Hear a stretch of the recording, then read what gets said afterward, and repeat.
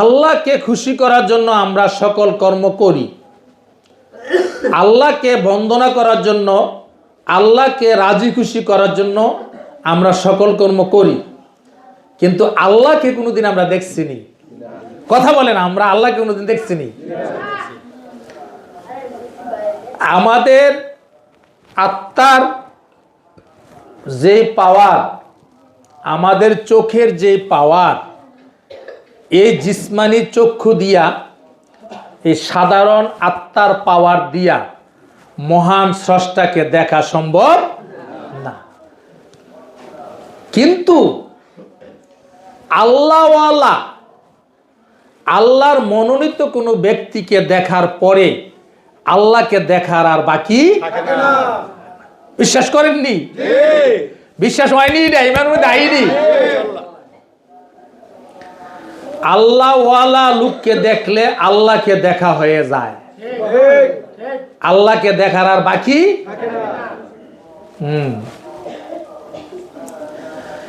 এই ঈমানটা, এই বিশ্বাসটা নিজের মধ্যে প্রতিষ্ঠিত হইতে যাইয়া অনেক সময় লাগে।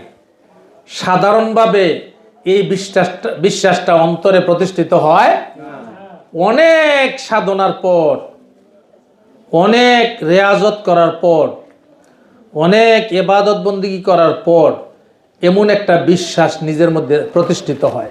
বলেন আলহামদুলিল্লাহ। দেখে খামখেয়ালি কথা। সাহাবারা নবীজিকে বললেন, ইয়া রাসূলুল্লাহ, আল্লাহকে দেখতে চাই। নবীজি বললেন, সত্যি তুমি কি দেখতে চাও? বলে হ। আমার দিকে তাকাও। কন্যা সুবহানাল্লাহ। খুঁজতে যাইয়া আল্লাহ নবী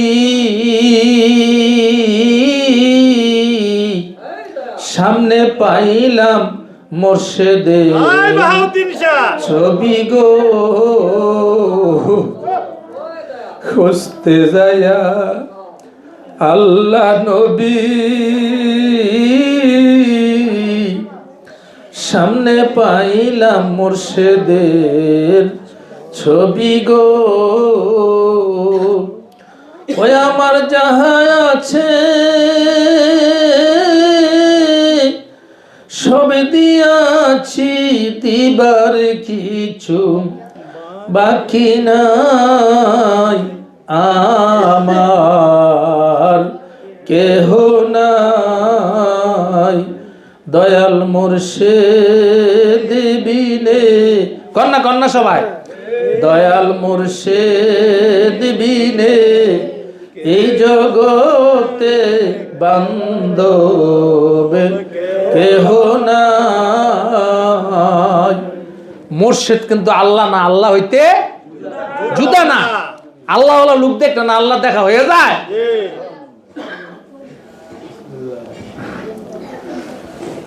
আমার যাহা আছে সব দিয়ে সব বুঝে নিতে কয়জন পারে ধরু নিতে? সব দিয়া, সব দিয়ে সব বুঝে নিতে কয়জন পারে ধরু নিতে? ধরুনি মানে পৃথিবী।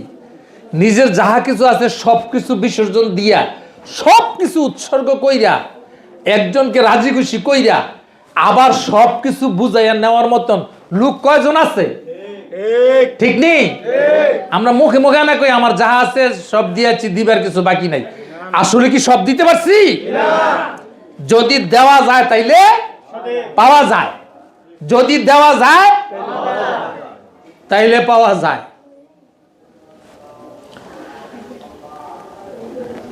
এই দেওয়া এবং পাওয়ার বিধানটা যদি সূক্ষ্ম হয় তাইলে তার আর কিছু পাওয়ার বাকি থাকে না। সূক্ষ্ম হইলে, নিখুঁত হইলে, নিখুঁত যদি হয় তাইলে পাওয়ার আর কোনো কিছু বাকি থাকে না।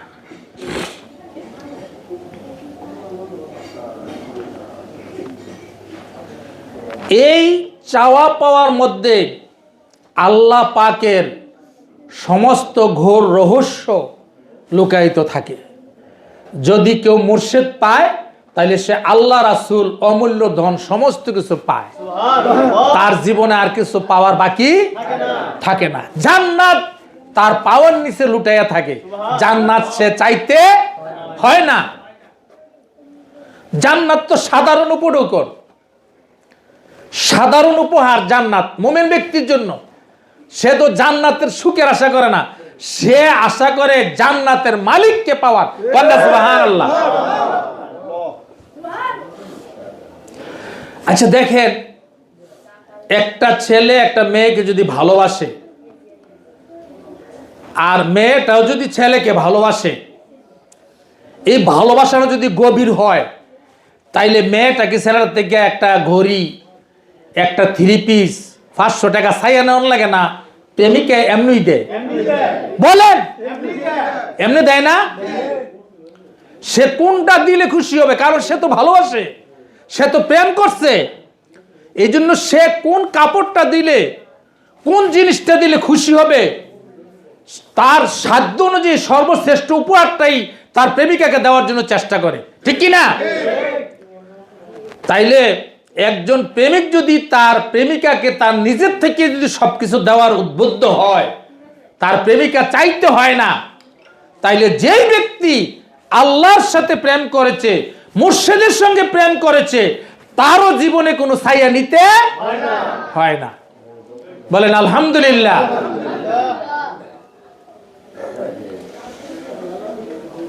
পীর ও মুর্শিদ আপনার এবং আমার মতনই একজন। আপনি যেই বাজারের লুঙ্গি পরেন, উনি এই বাজারের লুঙ্গি পরে। আপনি যেই টেইলারের পাঞ্জাবি পরেন, উনি এই টেইলার দিয়ে পাঞ্জাবি বানায়। কিন্তু আপনি যেই ঘরে থাকেন, আমি যেই ঘরে থাকি, উনি এই ঘরে থাকে, এই সমাজই থাকে। কিন্তু তার এবং আমার মধ্যে আসমান জমির পার্থক্য, ঠিক কিনা?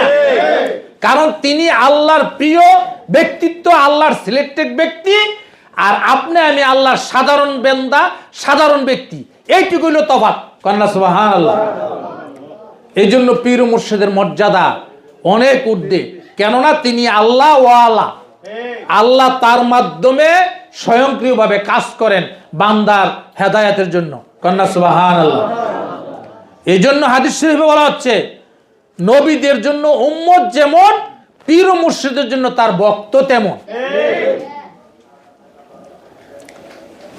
সাহাবারা যেমন ভাবে নবীজির জন্য সঙ্গী সাথী হইয়াছিলেন, বর্তমানে নবীর যুগ নাই, এই জন্য পীর ও মুর্শিদের ভক্তরা হইল এই ওলি আল্লাহর সাহাবা। কন্যা সুবহানাল্লাহ। এই ওলি আল্লাহর ভক্ত আশেক, তারা উভয়ই হইল আল্লাহ পাকের প্রতিনিধি। বলেন আলহামদুলিল্লাহ। সাহাবাদের বেলায় যেমন আল্লাহ পাক বলেছেন, রাদিয়াল্লাহু তাআলা আনহু ওয়া রাদু আনহুম, সাহাবারা নবীর প্রতি খুশি, আল্লাহ তাদের প্রতি কি খুশি।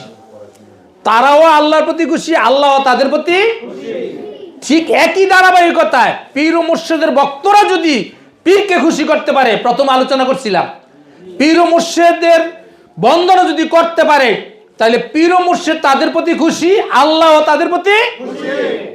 বলেনি থিওরিটা? একই ধারাবাহিকতায়। নবীজি থাকতে নবীজির দরজা ছিল, সাহাবারা তাদের মধ্যে এইভাবে ছিল। এখন নবীর দরজা খতম, বেলায়েতের দরজা। হাকিকতে বেলায়েতের দরজার প্রতিনিধিত্ব করেন পীর ও মুর্শিদ, আর তার সাহাবা ভক্ত হইল তার মুরিদান। কন্যা সুবহানাল্লাহ। তারাও তাদের প্রতি খুশি, তারাও তিনার প্রতি খুশি। রাদিয়াল্লাহু তাআলা আনহু ওয়া রাদু আনহুম, আল্লাহ তাদের প্রতি খুশি, তারাও আল্লাহর প্রতি কি খুশি। কন্যা সুবহানাল্লাহ। এই খুশিটা আমাদের বন্ধনে থাকুক, এটা আমরা চাইনি। আল্লাহ কবুল করেন, বলেন আমিন।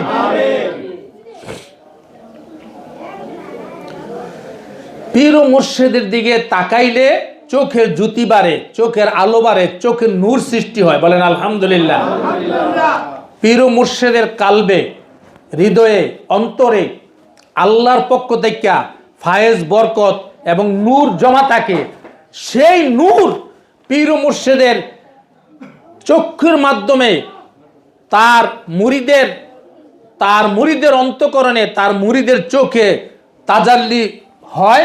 এইটাকে বলা হয় ফায়েজ। কন্যা সুবহানাল্লাহ। এই জন্য পীর ও মুর্শিদের দিকে তাকানো একটা ইবাদত। পীর ও মুর্শিদের দিকে তাকানো কি ইবাদত? আমরা বিচারে পাই না। পীর ও মুর্শিদের দিকে সুনজরে তাকাইলে, মাতা পিতার দিকে সুনজরে তাকাইলে এই তাকানোটাই একটা ইবাদত। বলেন আলহামদুলিল্লাহ। এই ইবাদতের মধ্যে কোনো ভেজাল নাই। অন্যান্য ইবাদত, নামাজ, রোজা, হজ, যাকাত, সিলেক্টেড এই ইবাদতগুলি করতে যে আমাদের ত্রুটি বিচ্যুতি হইতে পারে, কিন্তু মনের সৌন্দর্য নিয়া, মনের প্রেম নিয়া, ভালোবাসা নিয়া, মাতা পিতার দিকে তাকানো, হক্কানি বুজুর্গ আলেমের দিকে তাকানো, পীর ও মুর্শিদের দিকে তাকানো, এতে কি কোনো ভেজাল হয়? এই জিনিসটারে বলা হয় যে পাশ করাই আনো।